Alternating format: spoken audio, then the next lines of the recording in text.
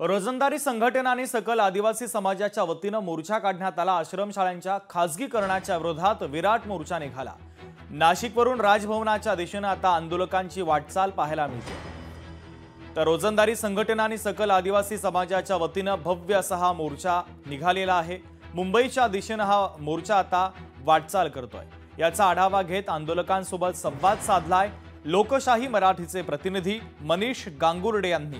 पाहुयात आंदोलकांचं म्हणणं आणि मागण्या नेमक्या काय आहे।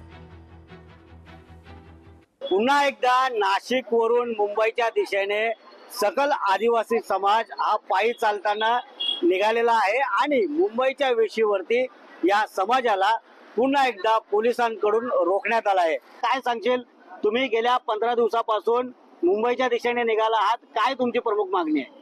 आमची प्रमुख मागणी हीच आहे।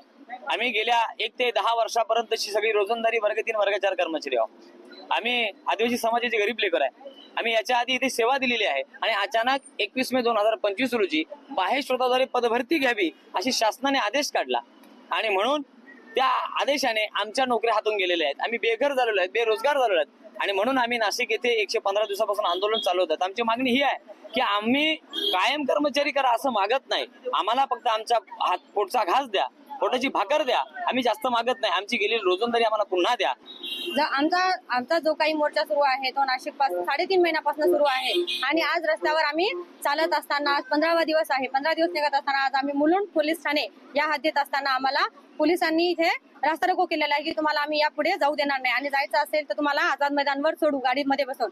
तर त्यांना मला सांगायचं की आम्ही आझाद मैदानवर जाणार नाही। आमचा जो मोर्चा, आमचं जे निवेदन आहे ते राज्यपालांकडे जायचं आहे आणि त्यांच्याचकडे जाणार आहोत। जेवले नव्हते पण मात्र आता त्यांच्या जेवणाची सोय जी आहे त्याच बांधवांकडून करण्यात आली आहे।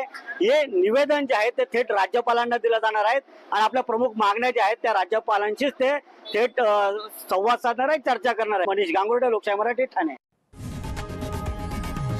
लोकशाही मराठी ऐका, पहा, जागरूक रहा।